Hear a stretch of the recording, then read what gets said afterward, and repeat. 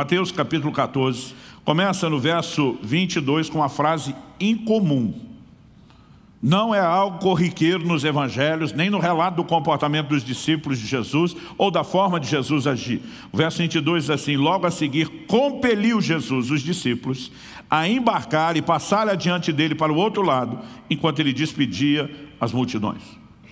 A NVI traduziu que Jesus insistiu. A tradução brasileira diz que Jesus obrigou os seus discípulos. A Nova Almeida atualizada apenas usou a expressão fez com que os discípulos entrassem.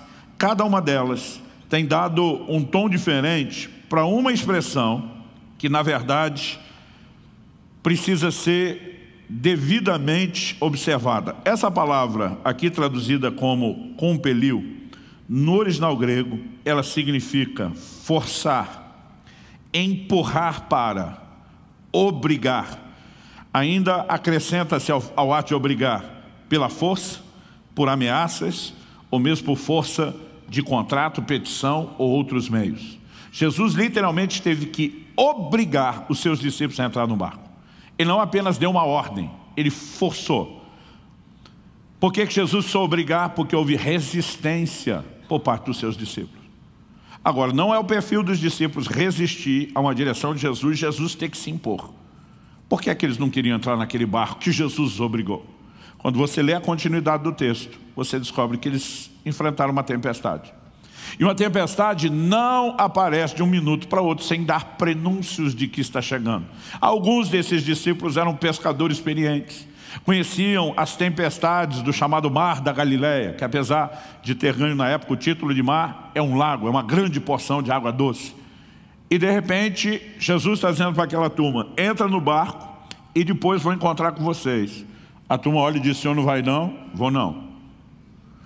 O verso 23 diz assim: despedidas as multidões, subiu ao monte a fim de orar sozinho.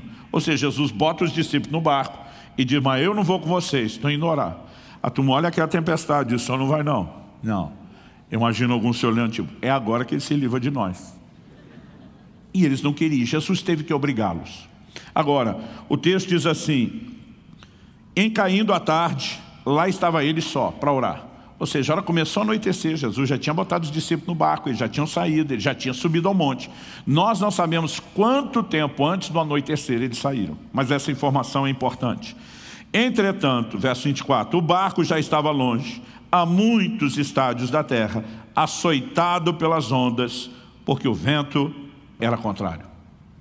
E o verso 25 diz: na quarta vigília da noite, foi Jesus ter com eles andando por sobre o mar. O que significa na quarta vigília da noite? A noite era dividida em 4 vigílias. Cada uma delas durava 3 horas. O período da noite de 12 horas. Tinha 4 vigílias de 3 horas. A primeira, mais ou menos entre 6 horas, que era quando escurecia, até as 9 da noite. A segunda vigília, das 9 à meia-noite. A terceira vigília, da meia-noite às 3. E a quarta vigília era entre 3 e 6 da manhã. Nós não sabemos que hora os discípulos entraram no barco. Mas quando está chegando o entardecer às 6 horas, Jesus já está lá no alto do monte. Então, eles saíram antes. Não sabemos quanto tempo antes. Agora, passaram-se 3 vigílias inteiras, pelo menos. Das 6 às 9, das 9 à meia-noite, da meia-noite às 3. Eles estão, em algum momento, entre 3 e 6 da manhã, sendo que saíram antes das 6 da tarde. Ou seja, no mínimo mais 9 horas e meia, talvez perto de 12 horas, eles estão dentro daquele barco.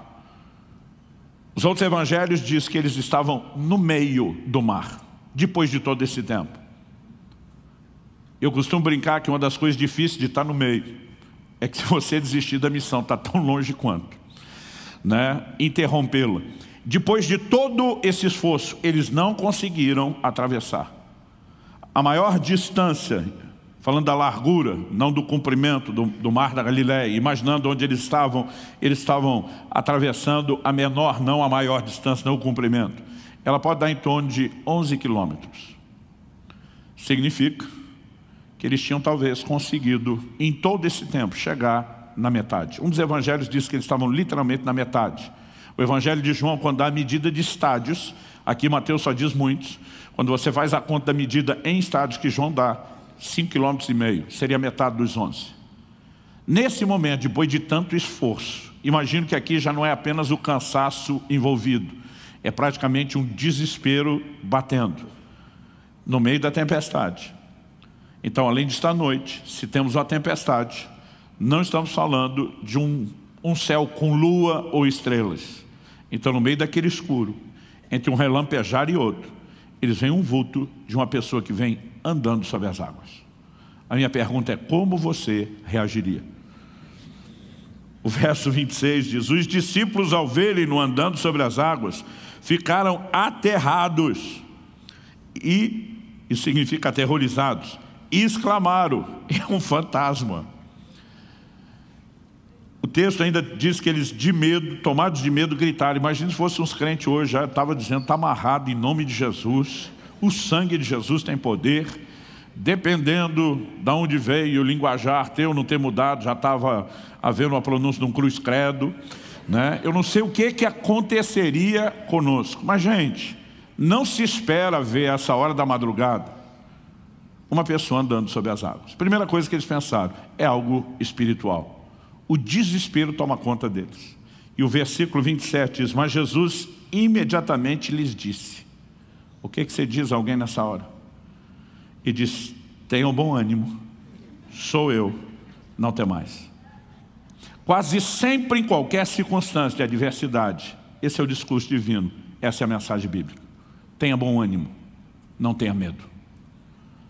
No momento que Jesus faz essa declaração, a Bíblia diz, o verso 28, respondendo-lhe Pedro, diz: a gente acredita que pelo estilo de temperamento que Pedro tinha, que nós lemos nas entrelinhas, Pedro era o cara que pensava falando e falava pensando.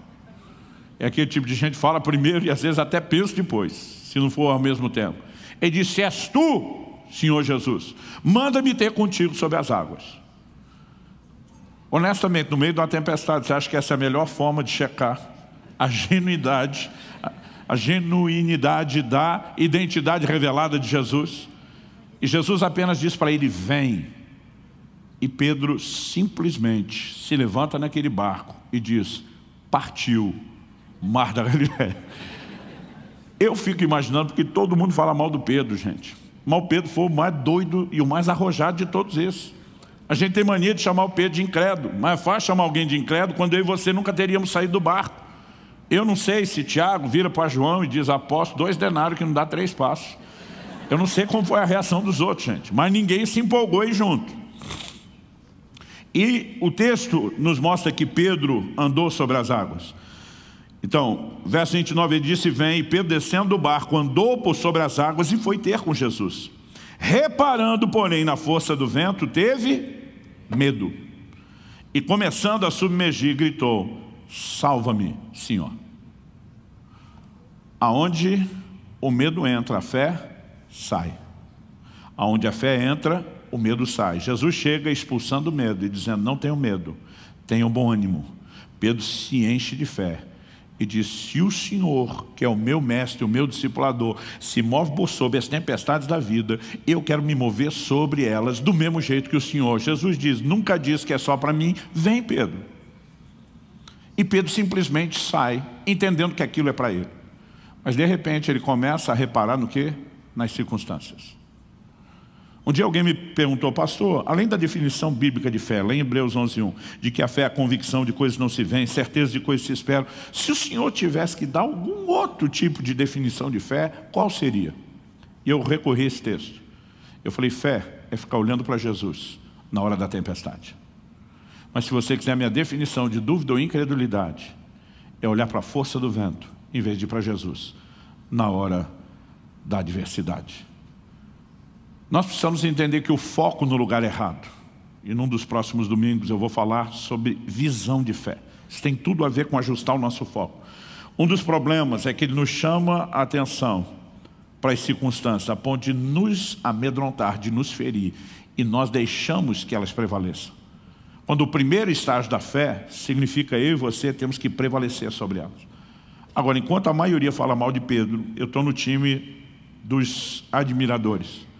Quando Pedro começou a submergir, a Bíblia não diz que ele levou um caldo, que ele sumiu de uma hora para outra dentro d'água, né? Pedro sabia nadar, gente. O Evangelho de João diz que quando Jesus aparece na praia, ressuscitado, Pedro pula na água e vai nadando ao encontro do Senhor. Mas Pedro se recusou a voltar nadando para o barco. Ele falou, eu não vou abortar o sobrenatural. Eu não vou perder aquilo que eu comecei a experimentar. E nessa hora ele fez a oração mais rápido que um crente pode fazer na vida. Daquelas que nem dá tempo de enfeitar Deus, de Abraão, Isaac e Jacó. Ele só disse, socorro! Salva-me, Senhor! E a Bíblia diz, Jesus estendeu a mão, tomou pela mão. E o que mais o texto diz? Verso 31, prontamente Jesus estendendo a mão tomou e lhe disse, homem de pequena fé, por que duvidaste? Reparar na força do vento, permitir ter medo, é definido por Jesus como dúvida. Mas o verso 32 diz, subindo ambos para o barco. Isso significa que Pedro andou sobre as águas 2 vezes, a ida e a volta. Na hora que estava para afundar, ele grita por socorro, o Senhor pega pela mão. Em vez de abortar, ele retoma o processo. E a Bíblia diz que ambos vão juntos para o barco. Eu acho fantástica essa segunda parte. E no momento que entraram no barco, diz o verso 32, subindo ambos para o barco, cessou o vento. Outro dia eu estava lendo isso e falei, Jesus, o Senhor podia ter ajudado Pedro. Pedro teve medo do que, gente? Do vento. A hora que Jesus pisa no barco, está tudo resolvido lá de fora. Falei, se o Senhor resolvesse isso antes, Pedro nem tinha experimentado o medo. Mas a verdade é que a fé nunca começa mudando as circunstâncias. Ela começa operando do lado de dentro. É só depois que você vence os seus temores, que a fé vai abrir o segundo estágio e funcionar do lado de fora. Pedro teve que lidar com medo quando andou, teve que lidar com medo que iria abortar o sobrenatural, mas quando resolveu aquilo, o Senhor simplesmente diz, agora vamos para o próximo estágio da fé. A adversidade simplesmente cessou. Quem está entendendo, diga amém.